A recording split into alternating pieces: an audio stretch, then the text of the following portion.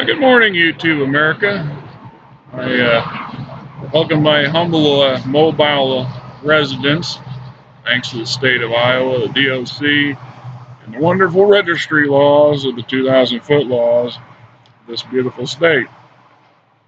I hope you don't mind the backstop. You can hear the noise from the interstate since it's just maybe 100 feet away. Still, it's a beautiful morning, a little chilly, but winter's coming, and that's how Iowa is. Oh, I mentioned something in my last video that a topic that's near and dear to my heart. It has nothing to do with my circumstances and all about my legacy and my passions and a whole lot of time and effort. I mentioned it briefly to Tetsubo here a week or two back, and apologize, friend, if I'm mispronouncing your moniker there. That I had created my own game system, and I'm in the process of trying to envision it into something a little bit more permanent and something that can be enjoyed by other people. Remember, the title is a working title. I've been doing some research, and there's another game, a digital game of a similar name, but I have not seen any of the hard paperback versions of the game. When I mean creating something, I've been creating it. Here's the upside down backwards core book. At least in my view, it is. This is 330 pages of design, type, thought out rules, everything you need to run this game. Minus the pictures, which I've got some that I've been drawing myself, and they're amateurish. But when I get around to get my alpha version of this, I'm going to have some pictures in because that's kind of expected. Now, like I said, this is the core book, and here's the blueprint guide that goes with that, and the beloved equipment guide that goes with that. So, it's 9 years worth of work there, folks. I don't know if you understand, you gamers out there really appreciate just how much time and effort went into making your favorite game. It's not something somebody come up with in a minute and threw it together and sold it. Although I have one or two of those on my shelf somewhere that sure seem that way. I know they spent more than a few days working on that project. Stellar Frontiers is this amalgamation of RPG, action adventure, tabletop wargaming, and all wrapped up into one of those popular old book styles that give yourself multiple endings. Like the multiple choice. If Joe goes into this dungeon, what's going to happen? Joe chooses to not go into this dungeon. He goes up that stairwell or goes down the ladder. So you make your choice, and you move on to the next thing and the next thing. The premise is your house lord is a squire when he or she starts. He's sent out or goes out to the edges of human expansion of the Imperium to establish himself and eventually build himself into a stellar power. He starts out with a colony ship of 10,000 people, 2 mining ships, 2 scout ships, and assorted this, that, and other thing. You've got six turns, we call them cycles, to find a suitable planet, or otherwise your colony will colonize the nearest planet, breathable or not. And you have to deal with you choose. You can always restart the game, I guess. You have to deal with the circumstances and how that works.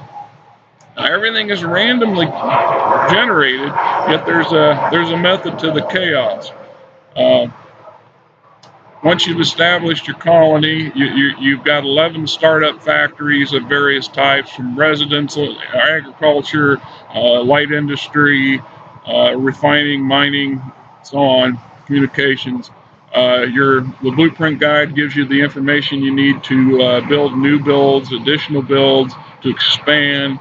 what the population requirements, what materials and resources needed to construct these things are, the time it takes to construct them. Your mining ships allow you to go out and mine planets and moons and asteroid belts and for needed resources that can be returned to your planet so the factories you have can turn them into manufactured goods. Your scout ships allow you to safely explore the neighboring star systems, to fully explore planetary bodies and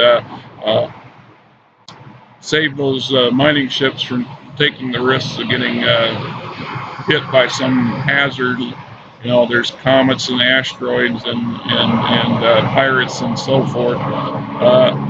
Each cycle, your planet gets a ship traffic roll and not an encounter roll. Damn it! Now I'm drawing a little bit of a blank. Still half asleep. An event roll. There you go. There are several charts. Each chart, say 100 different potential events takes place. Then you would roll a D100. It says this particular event takes place. Your colonists have discovered an exotic plant, or a new planet is discovered in a neighboring system. The ship traffic roll usually brings merchants. These NPC merchants purchase resources from your exchange, surplus stuff that you have for sale. That's how you generate majority of your income, actually. They also will sell to you needed materials and resources that you don't have. Now, all this is randomly rolled, so you may get some stuff you didn't need or don't want, and some of that you have to purchase if it's automatically being sold and your exchange can purchase it. And then there are specials that come along, and some that means they're selling supplies of weapons or exotic electronics or machinery, technicians. And then you also have passenger ships that can arrive, cruise liners. These people will bring you a number of different technicians and laborers and expand your growing population base. Now, the game can consist of that 100%. You can do this and never have another player, although it is more interesting when you're competing with other people in a neighboring situation. The game itself, though, has several layers to it. So you get a merchant roll, and the merchant buys and sells stuff. Now as the player, you could task your Minister of Commerce and Labor to negotiate with said captain and ask this captain some questions. It's like playing a game of 21. I'm going to write down a target question, and then I'm going to apply my negotiator's base stats versus the NPC captain's stats in the same category. And if I'm successful, based on a percentage margin, my number minus their number on this chart tells me that he's willing to negotiate, but wants a little bit of incentive. So you either pay him something, or you gift him something, or you negotiate for something else. Now, in this process, I might ask him, where did he come from? Where was his last port of call? And this is one way for me to find out if there's a trade world nearby, or another player nearby, or an NPC, whatever nearby. Or I could ask him if he can get me some computers, because I don't have them, I don't make them, and in order for me to build anything, I need a decent supply of this stuff. And if they agree, then you determine through the mechanics of the system how long it will take, how many cycles it will take for this particular merchant to go and come back with a load, and then you negotiate how big of a load based off of what you can afford to pay and what his ship's capable of carrying. Now, there's a lot of details and stuff in this, and of course I can't put it all in here in 10 minutes. This is a beta test. Like I said, this is a beta test. There's actually, I've made about 10 or 12 copies of these things when I had access to a computer and a printer combination at the Fort Dodge Correctional Facility. The warden there is a very progressive warden, very generous, and I was very fortunate. I averaged about 6 hours a day for about 8 months, about 6 hours a day, typing my ass off to get this version completed. And then I was able to save it on the server that we had access to for our unit, and printed out a number of these for other players who are still playing them to this day. And very popular with those guys when you have a lot of time on your hands. Now, I grant you, the more you get into this, the longer it takes to do anything. I would dearly love to be able to have a computerized version of a lot of the mechanics just to save things, make things faster. But at the same time, there's something to be said about sitting down and killing a couple hours here and there on paper.